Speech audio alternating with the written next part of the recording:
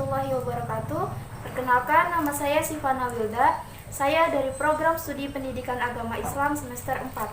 Di sini saya akan mempraktekkan konseling individu, mata kuliah bimbingan konseling, dosen pengampu, Ibu Mujahidah SAG, SPSI MSI.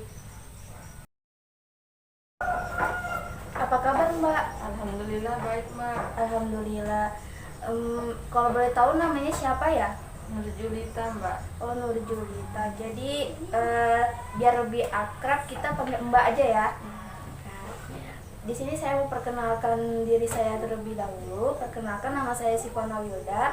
Di sini saya sebagai konselor yang akan membantu Mbak untuk memecahkan permasalahan yang ada. Baik, apakah Mbak sebelumnya sudah pernah melakukan bimbingan konseling? Belum pernah Mbak. Wah, berarti ini baru pertama kalinya ya? Iya begitu.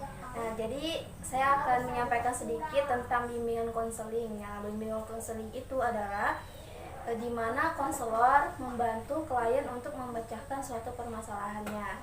Di setiap pertemuannya biasanya kami melaksanakan dari waktunya itu 30 sampai 45 menit dalam satu kali pertemuan. Di bimbingan konseling itu ada 3 asas. Yang pertama asas keterbukaan, kesukarelaan, dan asas kerahasiaan. Asas keterbukaan, di situ Mbak akan menceritakan semua permasalahan yang ada kepada kami. Nah, di asas kesukarelaan, Mbak menceritakan semua permasalahannya tanpa ada tekanan atau paksaan dari kami.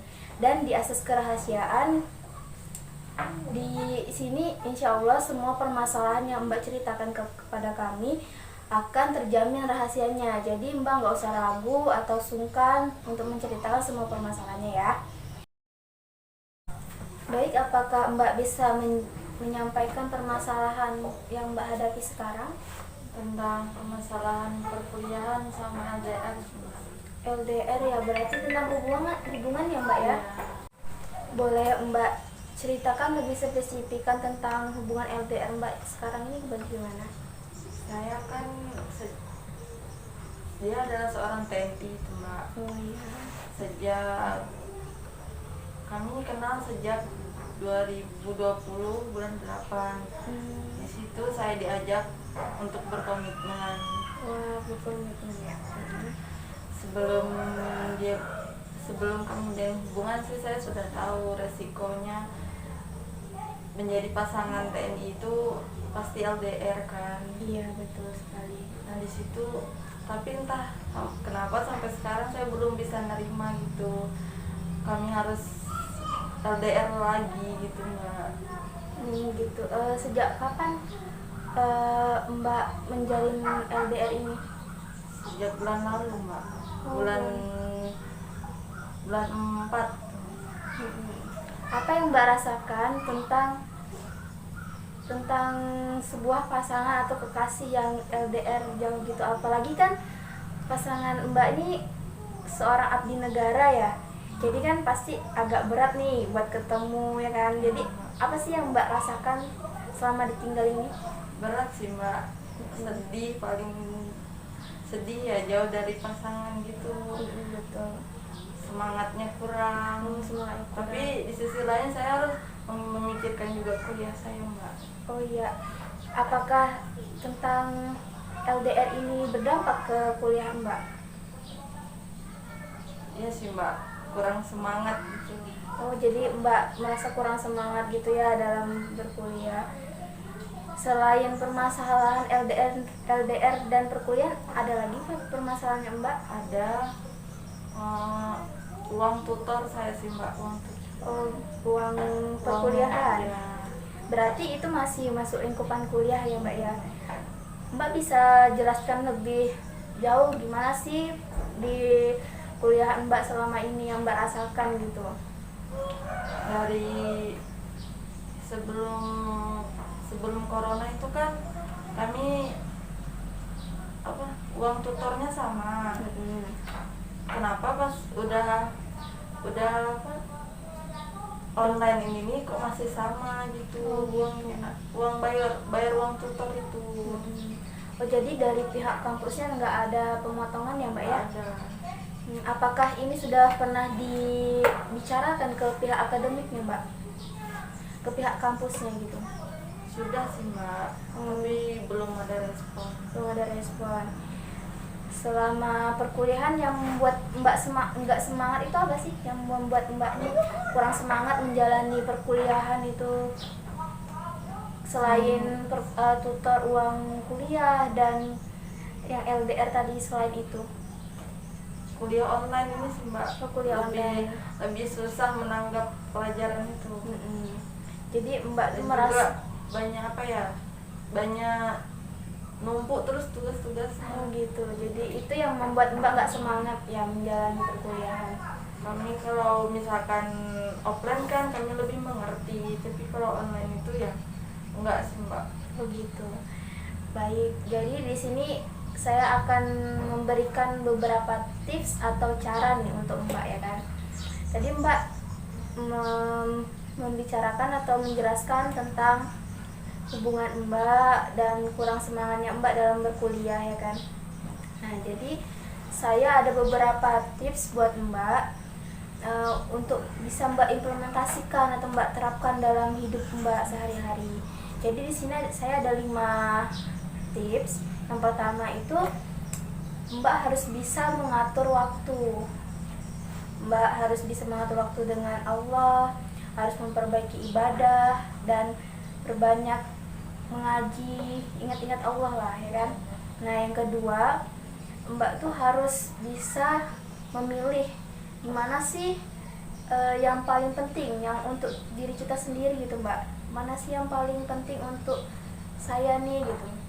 Misalnya kayak tadi perkuliahan, Mbak harus memikirkan kalau di depan kita itu ada gerbang kesuksesan. Kalau kita nggak ngejar sekarang, kapan lagi ya kan? Jadi harus Mbak tanamkan, kenapa sih saya harus semangat? Oh iya, jalan ke depan ini masih banyak yang harus saya tempuh, saya harus semangat gitu. Nah, yang ketiga, Mbak harus bisa membuat catatan kecil atau catatan kesuksesan. Biasanya kalau saya ya, kita itu bikin di dalam kertas gitu Mbak, kertas kecil aja nggak apa, tulis aja di situ judulnya catatan kesuksesan. Mbak list apa aja yang pengen Mbak raih selama ini. Nah, tentang hubungan tadi ya Mbak, itu Mbak bisa tuh masukkan ke list apa yang pengen Mbak capai di tahun ini. Dengan list itu membuat kita semakin semangat gitu Mbak. Apalagi kalau kita lupa kan, atau apalagi kita nggak semangat, kita baca lagi tuh catatannya, jadi bikin tambah semangat gitu. Nah, yang keempat, Mbak harus menambah relevansi pertemanan atau menambah ruang lingkup atau menambah apa ya, jaringan lah, jaringan pertemanan supaya teman Mbak tuh banyak gitu kan. Jadi Mbak tuh harus bukan hanya berpatokan pada teman-teman di kuliah Mbak dan teman-teman di lingkungan rumah aja. Mbak bisa ikut seperti seminar, di situ ikut diskusi-diskusi lah supaya bisa menambah semangat dan kepercayaan diri Mbak. Dan yang terakhir, Mbak bisa menerapkannya dengan kepercayaan diri. Mbak tampil aja pede di depan orang. Bisa aja orang-orang itu menghujat Mbak ya. Tapi kita nggak tahu kan, di samping dampak di PD itu bisa berdampak besar gitu Mbak, bisa membawa Mbak tuh lebih semangat. Pokoknya yang terpenting dalam diri Mbak itu tanamkan semangat dalam berkuliah, semangat hidup dalam sehari-hari gitu Mbak. Nah, jadi saya harap Mbaknya bisa lebih semangat lah ya kan ke depannya mengikuti perkuliahan, menjalani kehidupan sehari-hari, dan jangan terlalu berlarut-larut lah dalam kesedihan LDR tadi ya kan. Kalau misalnya masalah perkuliahan dan tentang menuntut ilmu tuh Mbak, kalau misalnya kita ridho, insya Allah tuh yang ilmu kita dapatkan berkah dunia akhirat gitu. Kira-kira apa yang dapat Mbak rencanakan ke depannya? Lebih semangat lagi Mbak dalam berkuliah, karena biaya kuliah kan mahal. Betul. Saya juga masih dibiayai orang tua. Iya. dan masih banyak yang masih mau saya gapai ke depannya, Mbak. Oke, baiklah. Ya sih, menurut saya Mbak juga itu harus lebih semangat karena berkuliah atau di dunia perkuliahan itu kan bukan hanya belajar ya Mbak, kita lebih mencari pengalaman ya. Kayak gitu jadi dari beberapa tips yang telah saya sampaikan tadi, yang mana nih yang bisa Mbak implementasikan? Mungkin semuanya bisa, Mbak. Oh ya, baik. Boleh juga tuh Mbak mengimplementasikan atau menerapkan semuanya di dalam kehidupan Mbak. Apalagi kan bisa menambah kepercayaan diri ya Mbak ya. Nah jadi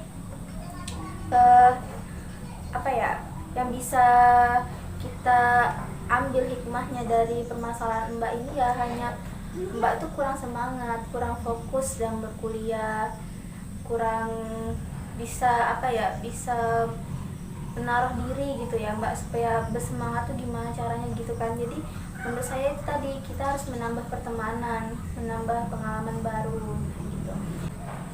Jadi apa nih yang bisa Mbak simpulkan dari pertemuan kita kali ini? Lebih semangat lagi, lebih sabar lagi ke depannya. Oh iya, itu aja Mbak. Oh itu aja. Oke, jadi ya sih Mbak, betul, menurut saya juga begitu. Mbak harus lebih semangat lagi dan lebih sabar lagi untuk menjalani kehidupan sehari-hari ya kan. Udah banyak sih di dalam Al-Quran itu ayat-ayat Allah yang menjelaskan, dan ada hadis-hadis juga yang menjelaskan. Contohnya di dalam Quran surah Al-Baqarah ayat 286, Allah tidak akan membebani hambanya di luar batas kemampuannya ya kan. Dan Mbak tuh harus bisa bersemangat dan bercermin dari kesalahan-kesalahan atau pengalaman Mbak yang dahulu gitu ya kan. Di situ Mbak bisa, kalau nggak semangat Mbak bisa buka lagi secari kertas tadi yang tips yang saya kasih tadi itu biar Mbak tambah semangat. Nah jadi sekarang gimana perasaan Mbak? Alhamdulillah sudah plong sih Mbak, sudah menceritakannya. Oh iya, alhamdulillah sekali. Baik Mbak, saya harap juga Mbak lebih semangat, lebih percaya diri ke depannya, dan semoga semua apa yang Mbak inginkan tercapai ya Mbak. Amin ya Allah. Jadi apakah ada yang ingin Mbak sampaikan lagi? Untuk sekarang belum ada, Mbak. Oh baik, berarti kalau begitu Mbak sudah bisa memahaminya ya? Sudah, Mbak.